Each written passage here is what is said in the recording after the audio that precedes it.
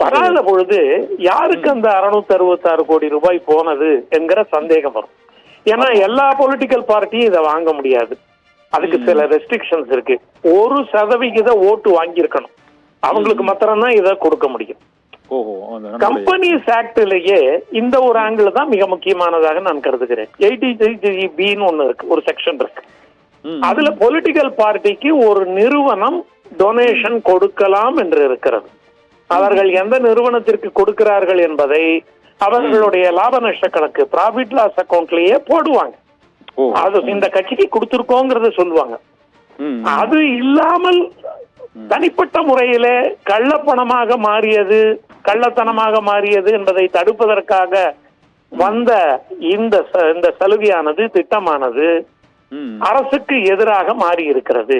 Supreme court என்ன நினைக்கிறது, இப்படிப்பட்ட ஒரு ரகசிய தன்மை இருக்கக்கூடாது. நான் ஒரு சிட்டிசன் ஆஃப் இந்தியா, எந்த கட்சிக்கு எந்த கம்பெனி கொடுத்திருக்குங்கிறது தெரியும், எந்த கட்சிக்கு போயிருக்குங்கிறத சொல்லிட்டாங்க.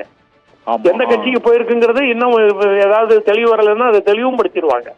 ஆனா யார் கொடுத்திருக்கிறார்கள் என்பது சுப்ரீம் கோர்ட் ஜட்ஜ்மெண்ட்ல இருக்கிறதுனால, ஏன்னா அந்த நிறுவனத்திற்கு பின்னாளில் ஏதாவது கொடுக்க போகிறார்களா, சலுகை காட்ட போகிறார்களா என்பதை தெரிய வேண்டும் என்பதற்காக தெளிவான டிரான்ஸ்பரண்டாக இருக்கக்கூடிய ஒரு தேர்தல் நடக்க வேண்டும் என்றால் இந்த விவரங்களை ஸ்டேட் வங்கி கொடுத்து விடும் என்று நாம் நம்புகிறோம். இந்த ஸ்கீம் இனிமே உதவாது. அதாவது முன்னாடி வந்த இந்திர விகாஸ் பத்ரா மாதிரி, ஷேர் மார்க்கெட்ல இருந்த பேரர் பாண்ட்ஸ் மாதிரி, இந்த பேரர் பாண்ட் என்று சொல்லக்கூடிய யார் கையில் வைத்திருக்கிறார்களோ அவர்கள் அதனுடைய ஓனர். அத நீங்க வாங்கியிருக்க மாட்டீங்க, இல்ல நான் வாங்கியிருக்க மாட்டேன், எனக்கு யாரோ ஒருத்தர் கொண்டு வந்து கையில கொடுத்துட்டு நீ வச்சுக்கப்பான்னு சொல்லிட்டு போயிடுவார். அப்படி இருந்து விடக்கூடாது என்பதற்காக. ஆதலால் சுப்ரீம் கோர்ட் இந்த மேட்டர்ல சொல்லி இருப்பதில் இருந்து வெளியே வருவதற்கு அரசுக்கும் வங்கிக்கும் இருக்க வேண்டிய ஒரு நேர்மறையான அழுத்தம் என்பது விவரங்களை வெளியிடுவதாகத்தான் இருக்கும். அது இல்லாத போது சந்தேகங்கள், இது ஊழலுக்கான வழியோ என்கிற சந்தேகம் வரத்தான் செய்யும்.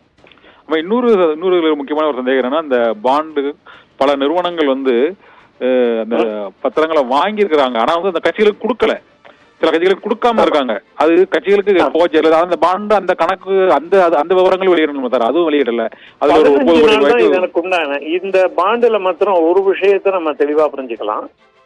15 நாள் தான் இதுக்கு லைஃப். நான் இன்னைக்கு ஒரு பாண்டை வாங்கினேன்னா ஏதாவது ஒரு கட்சிக்கு 2 வாரத்துக்குள்ள கொடுத்துடணும். அதுக்கு மேல கொடுத்தா அதுக்கு வேல்யூ கிடையாது. அத நான் திரும்ப இந்த இடத்துக்கு ரீவேலிடேஷன் பண்ற ப்ராசஸ் இதுல இருக்கான்றது தெரியல. இப்ப நான் ஒரு டிராஃப்ட் வாங்குறேன், 3 மாசம் தான் அதுக்கு லைஃப். 3 மாசம் உங்க கையில கொடுக்க விட்டுடுறேன். நான் பேங்க்ல போய் கொடுக்க விட்டுட்டேங்க, மறந்து போயிட்டேங்க, எனக்கு தேதியை மாத்தி கொடுங்கன்னு கேட்கலாம். நான் தான் ஒரிஜினலா டிராஃப்ட வாங்கியிருந்தேன்னா எனக்கு மாத்தி கொடுப்பாங்க. இதுல அந்த மாதிரி இருக்கான்னு தெரியல. வாங்கினவர்கள் ஏன் கொடுக்கவில்லை என்பது தெரியும். அதை யாருமே பயன்படுத்த முடியாது. இந்த மொத்த பரிவர்த்தனை, பாண்டுல பரிவர்த்தனையில எல்லா வங்கி கணக்கு மூலமா போகிறது என்கின்ற ஒரு அடிப்படை பலம் இருக்கிறது, அவ்வளவுதான்.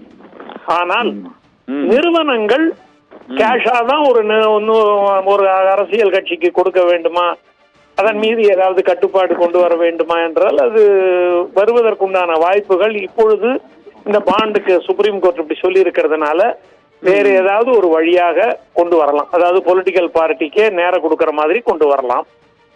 இல்லாவிட்டால் இந்த 600 சில்லற பாண்டு எவ்வளவு சொல்லப்பட்டு இருக்கிறது என்பதை மத்திய அரசு, ஸ்டேட் பேங்க் ஆஃப் இந்தியாவும் அதனோடு தொடர்பு இருக்கக்கூடிய மத்திய அரசும் விவரங்களை அளித்தே ஆக வேண்டிய நிர்பந்தத்திற்கு உட்பட்டு இருக்கிறார்கள். அதை அவங்க செஞ்சுதான் ஆகணும். நன்றி சார். இந்த எலக்டோரல் பாண்ட் தொடர்பாக பல்வேறு இந்த பாண்டுல இனிமே ஒரு புது ப்ராடக்ட் வருவதற்கு வாய்ப்பு இருக்குது. இந்த லூப் ஹோல், இந்த ஓட்டைகளை எல்லாம் அடைத்து ஒரு புதிய வழிமுறை யார் வேண்டுமானாலும் எந்த பார்ட்டிக்கு வேண்டுமானாலும் கொடுக்கலாம் என்று சொல்றேன். அதுக்கு ஒரு வாய்ப்பு வரப்போகுது. நன்றி சார். இந்த பாண்ட்ல வெளிவராத தகவல்களுக்கு என்ன காரணம் என்பதை நுட்பமாக தெரிவித்தமைக்கு மிக்க நன்றி சார்.